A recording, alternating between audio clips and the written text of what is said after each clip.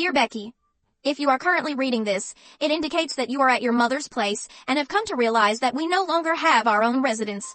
Enclosed within this envelope is the key to the Green Street vault, where your clothes and personal belongings are stored. I have paid for a month's rent for this storage facility. I apologize for not having had enough time to pack everything neatly, resulting in the use of 12 trash bags. However, I did my best to handle fragile items with care despite the circumstances.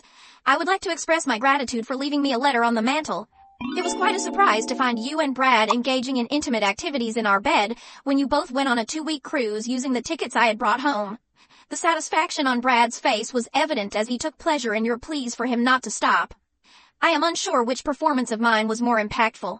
The sorrowful expression I wore upon seeing you, or the moment I threw flowers and tickets at you, urging you to embark on a cruise with your lover since it was clear that you no longer desired me. Brad's eyes lit up upon hearing about the cruise, and he wore a triumphant grin, believing he had emerged victorious.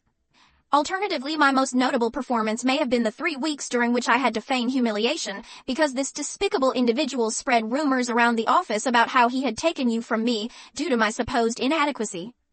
Even the office manager approached my desk to mock me. I kindly request that you convey my appreciation to Brad for the email he left at work, informing everyone about the 2-week cruise he was embarking on at my expense, with you as his companion.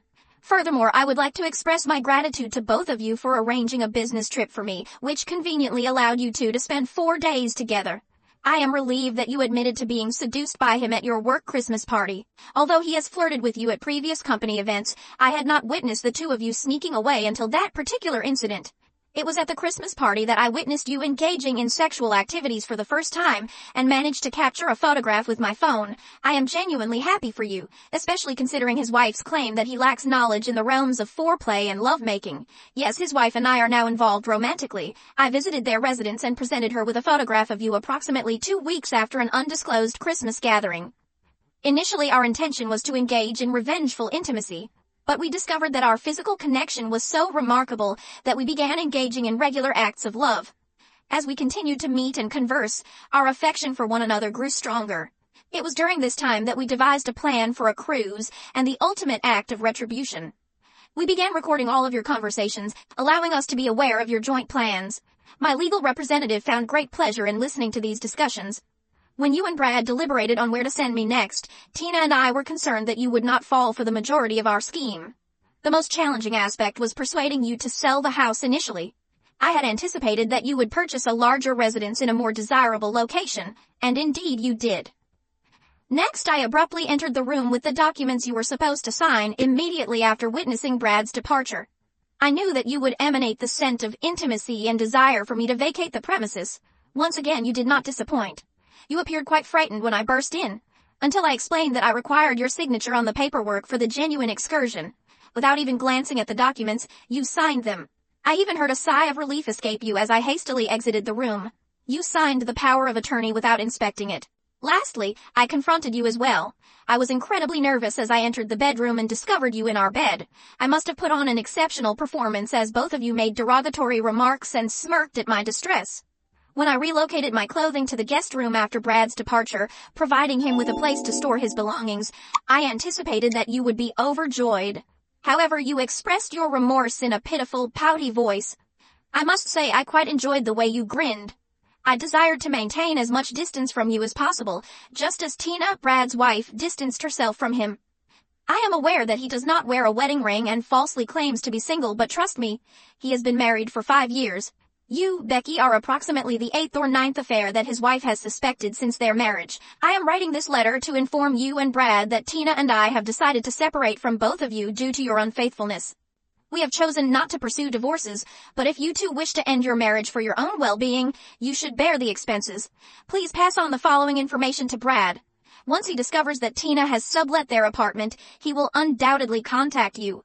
Unlike me, Tina has donated his clothes to the Salvation Army. We managed to find interested buyers who purchased all the furniture from our house and later from their apartment. After selling our house and subletting Tina's apartment, Tina and I needed a new place to live. Therefore, we decided to go to Europe to contemplate our options. Since we were short on cash, Tina emptied the bank accounts but left the credit cards open for our trip. Inform Brad that he will surely appreciate the abundance of frequent flyer miles we accumulated for him. While you two were traveling, we indulged in a luxurious week-long stay at top-notch five-star hotels in Europe, all charged to Brad's credit cards. You may come to regret choosing Brad, as his credit limits were not sufficient during the first 4 days of our trip. We fully utilized 3 cards, but thankfully, he had 4 more to cover the remaining duration of our journey. Now that I have shared the positive aspects of Tina's actions, our trip, the apartment, and the bank, it is time to disclose the negative news to Brad. I am certain that he will face termination upon his return to work. I have filed a lawsuit against him, the branch manager, and the company for alienation of affection. When my lawyer visited the company's headquarters in New York, he wasted no time in presenting the evidence. He played a recording of the conversation between you and Brad, where Brad boasted about sending me away so he could engage in a sexual relationship with you. Additionally, he played a recording of other employees approaching my desk to humiliate me for Brad's role in taking my wife away from me. The branch manager even participated in this act of humiliation. Furthermore, the lawyer presented an email from Brad regarding the cruise, which was stored on the company's server. After witnessing and hearing all the evidence, the company's lawyers agreed to our reasonable request for financial compensation and layoffs on the condition that I signed a confidentiality agreement. They faxed the agreement to me at work and I promptly signed and returned it along with my resignation letter. My lawyer was given 2 checks, one for his fee and one for me, which included my cash pension settlement and unused holidays. I had retired before you and that person came on board the ship. Tina also sold one of their cars and her sailboat. Please inform Brad that he should be cautious about what he signs before hastily leaving. Similar to you, he granted Tina his power of attorney. She had planned to sell the car you arrived home with, but decided against it due to the remaining payments not being worth much. Now, regarding you, my beloved wife, who took great pleasure in cheating on me and calling me weak while you and Brad laughed, Tina and I have devised a plan to return all the humiliation you both have inflicted upon me twofold.